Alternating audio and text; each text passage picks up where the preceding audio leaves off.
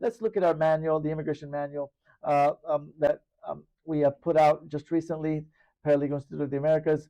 You have my information on page 3 of the manual. And on page 5, just a quick review from class number 1, chapter 1, the separation of powers, the branches, the levels. And chapter 2, we saw how we have the Immigration Nationality Act, which is the immigration code, and we saw how we can access it on the USCIS website. And they only have the code in English. It hasn't been translated into other languages, but it's free, and there it is, the entire immigration code, which is the Title 8 of the U.S. Code. The U.S. Code consists of 50, I think it was 52 or 54 different titles, kind of like an encyclopedia. And we have number 8 is the one that focuses on immigration, among others. But the U.S. Code, United States Code, I'll show you quickly, if I may. I like to, we can access it on the uscode.house.gov website. I also like to access it via the Cornell Law School website. And here we see Title 8 is aliens and nationality. 12 is banking. 14 Coast Guard, and copyright 17, and a total of 54. This is the United States Code.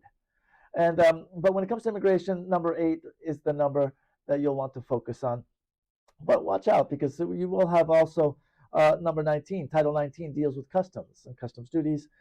Number 22, Title 22, deals with foreign relations. So the Department of State will often refer to Title 22, and also we have Title 26, which is the Internal Revenue Code for taxes, and Title 29 for employment-based visas or employment-based immigration. So we have others that could, Title 18, of course, crimes and criminal procedure. But the one that we will most focus on when dealing with immigration is Title 8 of the U.S. Code.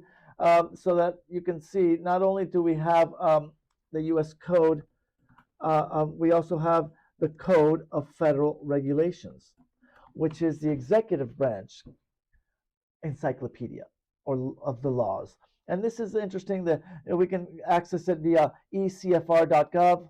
And here we have all of the codes that the executive branch publishes. Look, Title 8. Seems that there was something published just a few days ago on July 29th. And they try and organize it very nicely here so you can monitor what they call the Code of Federal Regulations, which appears as part of the National Archives. And it's also part of the Federal Register, the ECFR system. So we also have access to the code on how the government executes the law. You see, the Congress, they will make the law. The executive executes the law, and the courts interpret the law when there's a dispute. In the execution of the law, you have the Code of Federal Regulations, which regulates the execution, enforcement of the law. So, and also I want to share with you the third branch is the judicial branch. Those you can't. That one requires that you consult. That one's not free. But we were seeing how there's a website dedicated to federal jurisprudence, and it's called pacer.gov. Public access to court electronic records.gov. An official, and then there's a login page. This one does require. They charge you, I think, a couple pennies per search, and indeed there's a minor cost, but it's nothing. It's nominal at the end of the day, and so anyone can have an account on pacer.gov. You don't need to be a lawyer or a judge or even a business owner. And you have to kind of learn how to operate it. I like to use it by finding parties, and then you can put someone's name in here. You can look for, Trump. Why not? Donald.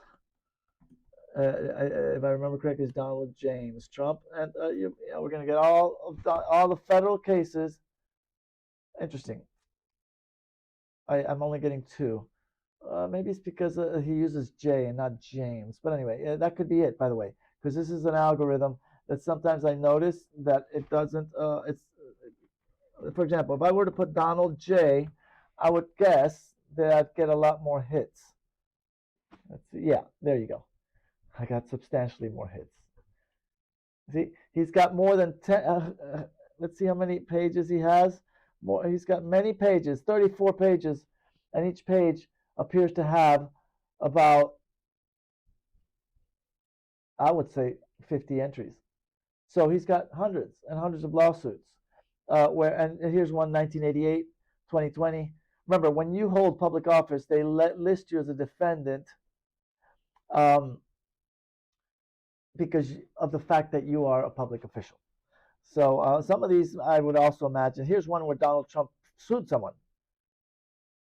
He's a plaintiff, as you see here, and you could click here on the hyperlinks, and you could actually see the docket report, which is the movement, and you run the report. Again, you learn how to one. And here we have a case where you can see Donald Trump was sued by a Ricky Ashley in Arkansas. But he was sued together with Clarence Thomas, which is Supreme Court Justice. Oh, look, another Supreme. So this is probably where somebody, and look, the case was dismissed shortly thereafter. But the interesting thing is that you can access case law online using pacer.gov.